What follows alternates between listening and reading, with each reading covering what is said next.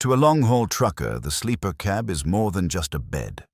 It's a fortress of solitude, a mobile home, a private sanctuary in a world of constant motion and public spaces. After a long day battling traffic and weather, the simple act of drawing the curtain between the driver's seat and the bunk is a sacred ritual. It transforms a working machine into a personal haven, a sealed cocoon where the driver can finally rest, safe from the world outside. But the walls of this fortress are perilously thin, and the sense of safety is a fragile illusion. What happens when the outside world refuses to stay outside? What happens when the sanctity of this private space is violated, not by a simple break-in, but by something far stranger and more terrifying? Today, we pull back the curtain on that fragile sanctuary. We are sharing 3 true, deeply disturbing accounts from truckers who were settled in for the night, believing they were safe in their locked cabs, only to discover that the real horror was already inside with them or was doing everything in its power to get in. Story 1. The Scent of Lilacs. Our first story comes from a driver named Ken, a veteran who spent over 2 decades hauling dry goods across the American Midwest. By 2010, Ken was a man who had found a comfortable rhythm with the solitude of the road. He was methodical, calm, and deeply familiar with his truck, a classic Peterbilt 379, a machine he knew better than his own home. His sleeper cab was his castle, meticulously organized and filled with the familiar, comforting scents of old coffee, diesel, and worn leather. It was a masculine, predictable space. But one humid summer night, parked at a quiet, family-owned truck stop in rural Missouri, his sanctuary was invaded by a scent and a presence that had no right to be there. The night was oppressively hot and still. Ken had found a spot at the back of the lot, away from the main building, hoping to catch a cross breeze. He left his windows cracked just a sliver and, forgoing the noisy APU unit, relied on a small battery-powered fan to stir the thick, humid air in his sleeper. After a late dinner and a call home, he settled into his bunk with a paperback novel, the dim glow of his reading light a small beacon in the darkness.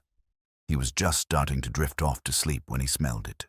A fragrance, faint at first, but completely out of place. It was the sweet, cloying scent of lilacs. Ken's eyes opened. He lay still, trying to place the smell. It was a powerful, old-fashioned floral perfume, the kind his grandmother used to wear. It was a scent he associated with old houses and Sunday church services, not the gritty, diesel-soaked world of a truck stop. He figured a woman must have walked past his truck, her perfume drifting in through the cracked window. He took a deep breath. The air smelled only of damp asphalt and diesel. The scent was gone. He dismissed it and closed his eyes again. A few minutes later, the scent returned, stronger this time, more concentrated. It was no longer just a faint drift. It was thick, heavy and cloying, filling the small space of the sleeper cab. It was so intense it was almost suffocating. This time it didn't fade. It lingered, a sweet, sickly cloud that seemed to emanate from within the cab itself. A profound sense of unease washed over Ken. He sat up, his nose twitching. The doors were locked. The windows were only open a crack. There was no logical way for a smell this strong to get inside and stay. He turned on the main dome light, flooding the small space with a harsh, yellow glare. The cab was exactly as he had left it, his worn boots on the floor, his logbook on the passenger seat, his half-empty coffee cup in its holder. There was nothing out of place, nothing that could be the source of the overwhelming floral scent. Yet the smell was undeniable, so thick he could almost taste it. He was about to get out and check the outside of his truck when he heard a sound. A soft, delicate sigh. It was the sound of a woman, and it came from the passenger seat. Ken froze, his blood turning to ice. He slowly, terrified, leaned forward to look past the curtain that separated his bunk from the front seats. The passenger seat was empty, but in the air where a person's head would be, He saw a faint, shimmering distortion, like heat haze rising from a hot road. And from that spot, the sigh came again. A soft, melancholic breath that hung in the air. He scrambled backward into his bunk, his heart hammering against his ribs. He was not alone. The scent, the sigh, the shimmering air, it all pointed to an impossible, terrifying conclusion. There was a ghost in his truck. He sat there, pressed against the back wall of his sleeper for what felt like an eternity. The scent of lilacs was overpowering, and the shimmering distortion in the passenger seat remained, a subtle, terrifying anomaly in the fabric of reality. He was trapped. He was in a locked, sealed metal box with an invisible, perfumed entity. He thought about screaming, about hitting the air horn, but a strange, paralyzing calm had settled over his terror. The presence didn't feel malicious. It felt sad. The sighs were not threatening. They were filled with a profound, weary sorrow. As he watched, the shimmering distortion began to coalesce. It slowly took on a faint, translucent shape. It was a woman. He could see the outline of her head and shoulders, her form like smoke or old, faded celluloid. She was dressed in what looked like an old-fashioned dress with her hair pinned up. She was staring out the windshield, her ghostly form perfectly still. Ken could barely breathe. He was witnessing something that defied all laws of nature. He was sharing his cab with a spirit from another time. He didn't know what to do. He just watched, a terrified but transfixed spectator. The ghostly woman remained in the passenger seat, her sorrowful presence filling the cab. The scent of lilacs was so strong now it made his eyes water. After about an hour, the woman's form began to move. She slowly turned her head, her translucent face turning towards him. He couldn't make out her features clearly, but he could see the dark, empty spaces where her eyes should be, and he could feel her gaze, a cold, heavy weight that seemed to press down on his very soul. She raised a faint, shimmering hand and pointed towards the glove compartment. Her ghostly finger was steady, insistent. Ken, moving as if in a dream, slowly crept forward. His hand trembled as he reached for the latch of the glove compartment. He opened it. Inside was the usual collection of truck-related clutter, his registration and insurance papers, a tire pressure gauge, a few old maps, but tucked away in the very back, behind a worn copy of the owner's manual, was something else. It was a small silver locket, tarnished with age. He picked it up. It was cold to the touch. Impossibly cold.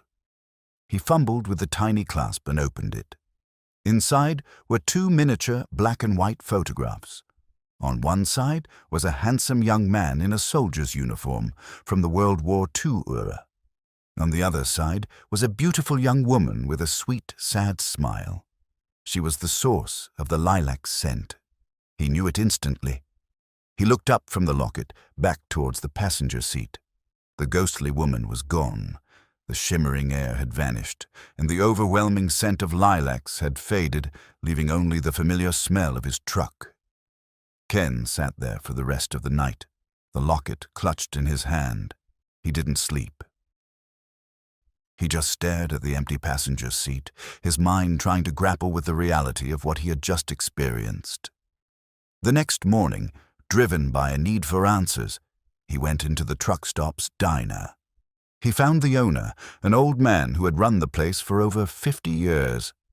Ken, feeling foolish but desperate, showed the old man the locket and told him a heavily edited version of his story, saying he had found the locket during a clean-out of his truck.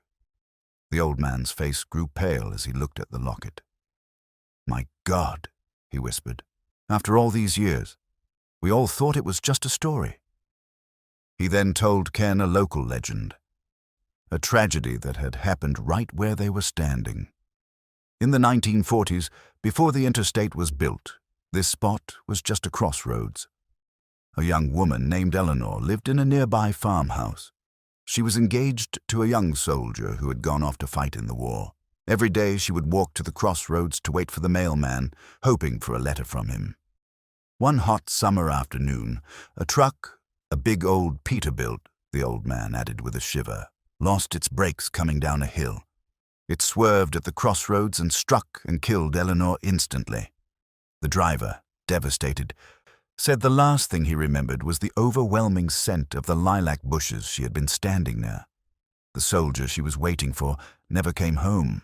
He was killed in action a few weeks later. The locket, a gift from him, was never found at the scene of the accident. Eleanor's ghost, the legend said, still haunted the crossroads, forever waiting for her lost love, her presence always announced by the scent of lilacs. Ken stared at the old man, the pieces of the puzzle falling into place with a chilling finality. The truck he was driving, the used Peterbilt he had bought a few years ago, was it the same truck? Or had Eleanor's spirit simply been drawn to another Peterbilt, another lonely driver at the crossroads of her final moments? And the locket? Had it been in the glove compartment for 60 years, a forgotten memento from a previous owner, or had her ghost somehow manifested it there for him to find? He never found the answers. He left the locket with the old man, who promised to give it to the town's historical society. It felt like the right thing to do, like he was finally giving Eleanor some measure of peace. Ken continued to drive, but his cab never felt the same. It was no longer just his space. It was a space that had been shared, a space where the veil between worlds had been torn open. Sometimes, on hot, humid nights, he thinks he can still catch a faint, fleeting scent of lilacs on the air, a ghostly reminder of the sad, spectral passenger who had shared his cab for one terrifying, sorrowful night. Story 2. The Imprint on the Glass. The life of a trucker is a paradox of motion and stillness. Hours of relentless driving are punctuated by periods of profound inactivity, waiting for a load, waiting for a dispatcher, or simply waiting out the clock. Our second story comes from one of these quiet, waiting moments. It's the story of a driver named Marcus who, while parked in a secure, brightly lit company terminal, witnessed a terrifying event that seemed to happen on a different plane of reality, leaving behind a single, impossible piece of physical evidence. Marcus was a company driver for a large freight carrier based in Atlanta. In the spring of 2017, he was between runs, his rig parked in a designated spot in the company's massive, sprawling terminal. It was a place he considered safer than any truck stop. The entire lot was surrounded by high fences, monitored by 24/7 security, and filled with other company drivers. It was a familiar, controlled environment. It was a clear, quiet Tuesday night, around 11 p.m.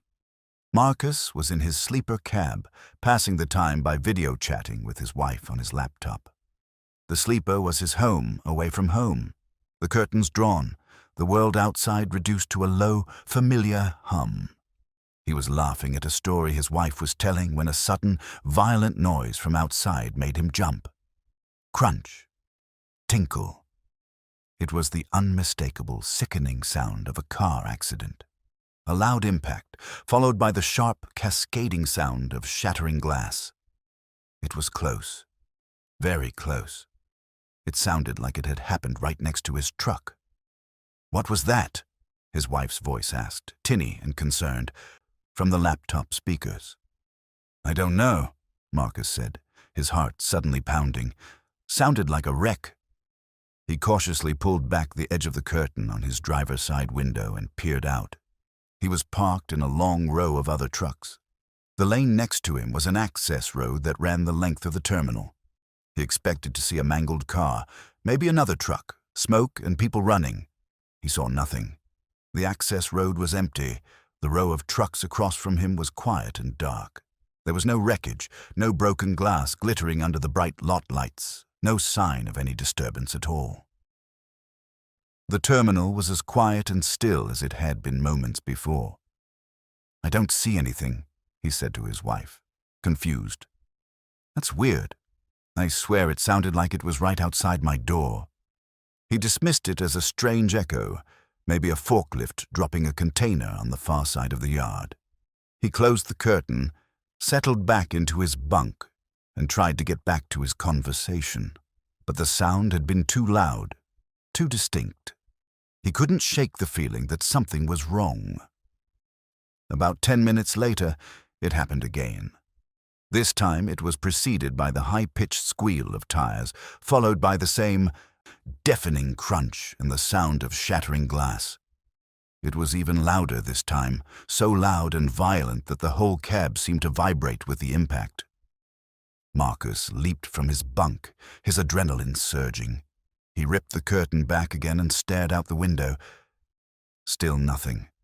The access road was empty. The night was still. There was no accident. "Okay, something is really weird," he said, his voice trembling slightly.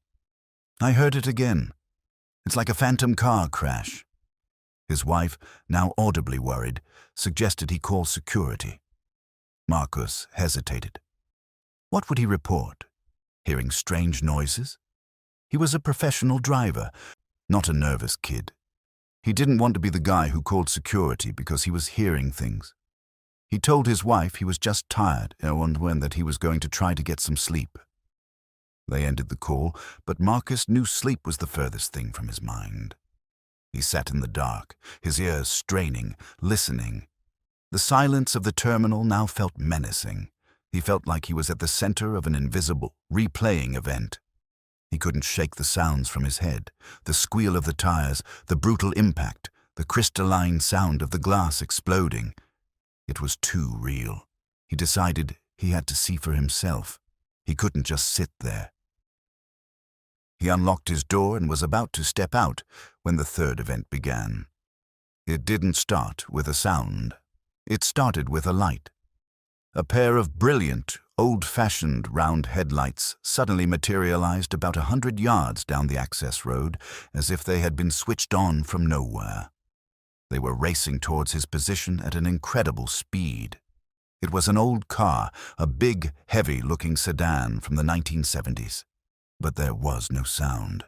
No engine roar, no noise from the tires on the asphalt. It was moving in complete, terrifying silence.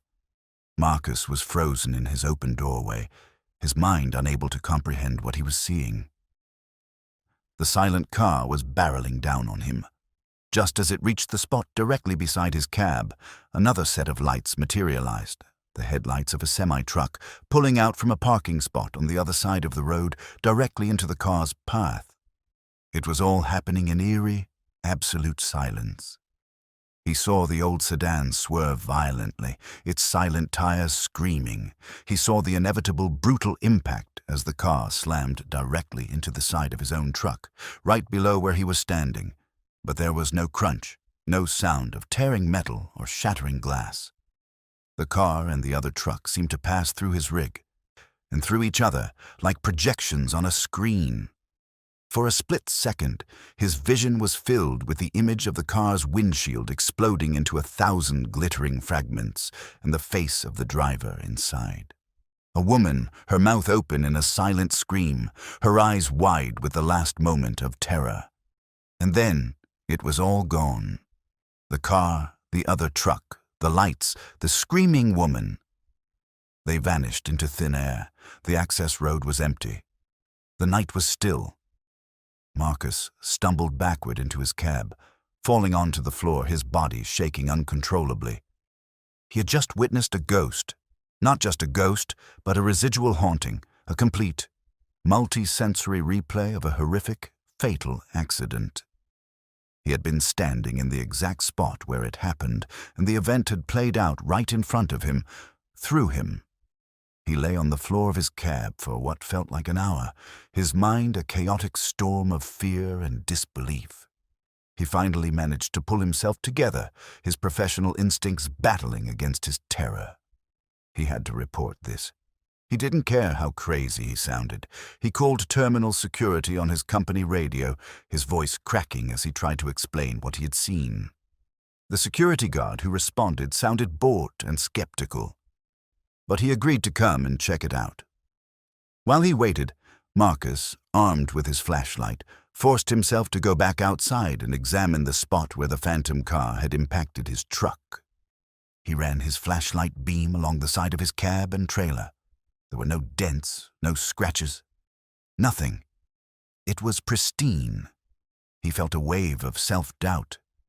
Had he just had a waking nightmare? A hallucination so vivid it felt real. The security guard arrived, a portly, middle-aged man who looked like he'd seen it all and was impressed by none of it. Marcus, feeling like a complete fool, recounted his story. The noises, the silent car, the phantom crash. The guard listened with a patient, weary expression, his flashlight beam lazily sweeping the area.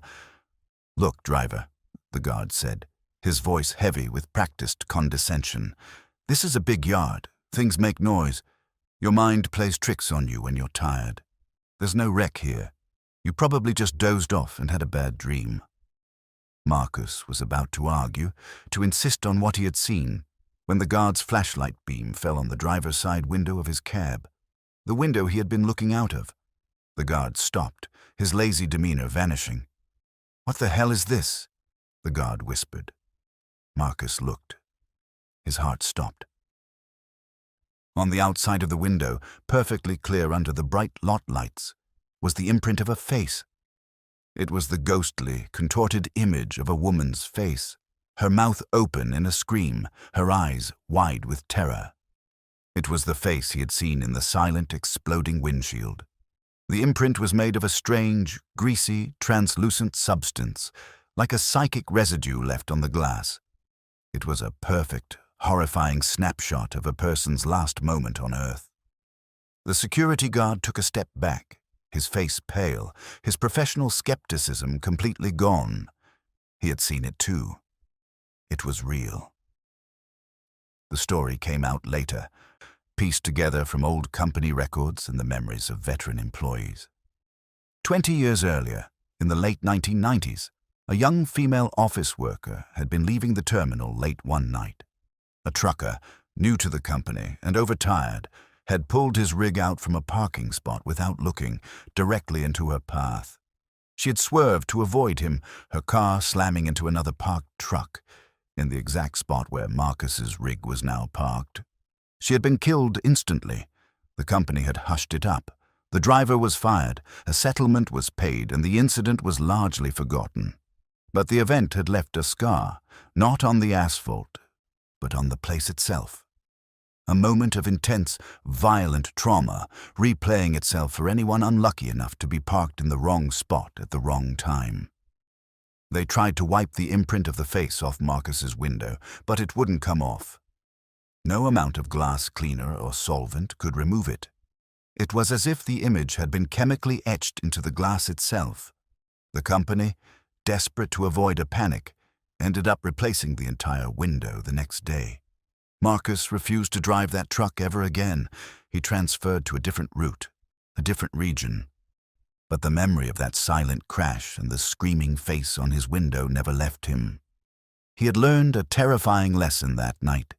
Even in a place that feels safe, even in your own locked cab, you can find yourself at the epicenter of a tragedy.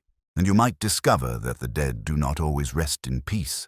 Sometimes they just keep on crashing, leaving the imprint of their final, terrifying moment for the living to find. Story 3. The occupant of Lot 12. Truck stops are cities unto themselves, with their own rhythms, their own social codes, and their own permanent residents. Our final story is about one such resident. It comes from a driver named Al, a flatbed hauler who, in 2008, had a terrifying, multi-night encounter at a dusty, run-down truck stop in western Oklahoma. It's a story not about a ghost or a monster, but about a man who had seemingly erased the line between his mind and his truck, and the horrifying consequences for anyone who parked too close. The truck stop was a relic of a bygone era, a place the interstate had largely forgotten. It was a grimy, independent stop with cracked asphalt, flickering lights, and a diner that looked like it hadn't been updated since the 1970s. Al wouldn't have normally stopped there, but a sudden, violent thunderstorm had made driving impossible. He pulled in, grateful for any port in the storm, and found a spot in the back row, next to an old, derelict-looking cab-over rig. The truck was a ghost. It was an ancient International Trans-Tar, a model Al hadn't seen on the road in years. It was covered in a thick layer of rust and grime. Its tires were cracked and flat, and weeds were growing up around the wheels. It had clearly been abandoned, left to rot in the back corner of this forgotten truck stop. Al noted the parking spot number painted on the faded asphalt. Lot 12. He parked his own modern Kenworth in Lot 11, shut down his engine, and settled in to wait out the storm.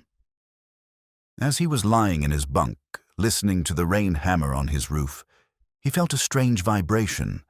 It wasn't the rumble of the thunder or the shaking from the wind. It was a low, rhythmic, deep-seated hum, and it seemed to be coming from the truck next to him. Al peeked through his curtain. The old, derelict cab-over in Lot 12 was dark and silent, yet the vibration continued. It was a feeling more than a sound, a low-frequency thrum that he could feel in his teeth and in the floor of his cab. It was deeply unsettling. He tried to ignore it, putting in headphones to listen to music. But he could still feel the vibration through the frame of his truck. It was as if the abandoned rig was somehow alive, its dead engine still generating a phantom energy.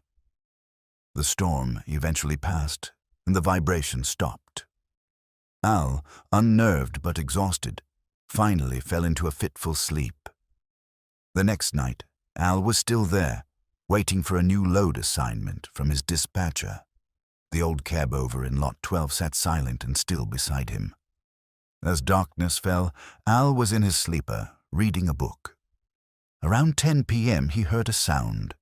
It was a voice, a low, guttural, angry mumble, and it was coming from inside his cab. He froze, his book falling from his hands. He listened.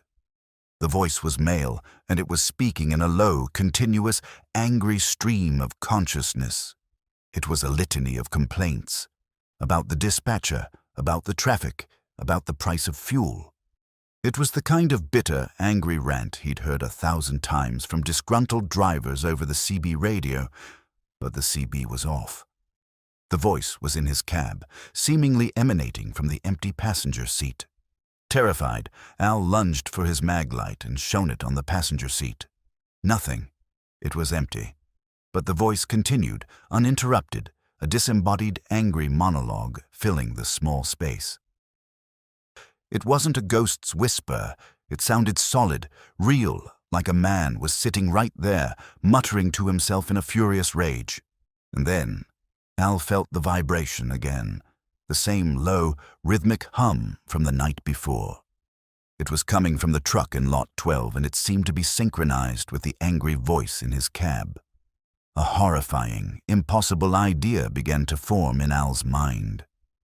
The voice wasn't just in his cab, it was being broadcast. The derelict truck, the dead rig in Lot 12, was somehow transmitting the thoughts of its former driver directly into his cab. The angry muttering continued for over an hour. Al sat huddled in his bunk, a prisoner in his own truck, forced to listen to the bitter, disembodied rant. He was too terrified to move, too terrified to even peek outside.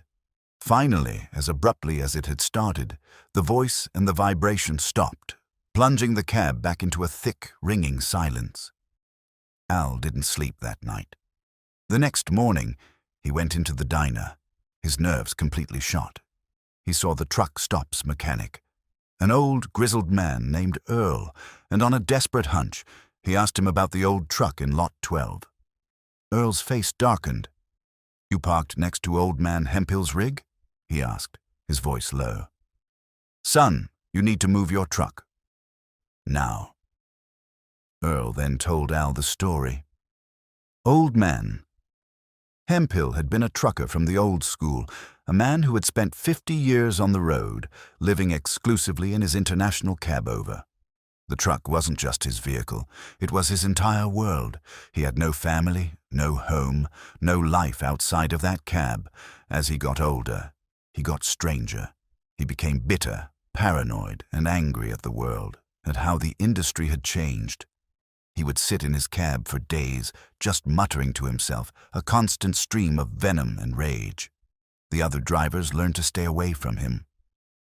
About a year ago, Hemphill had died.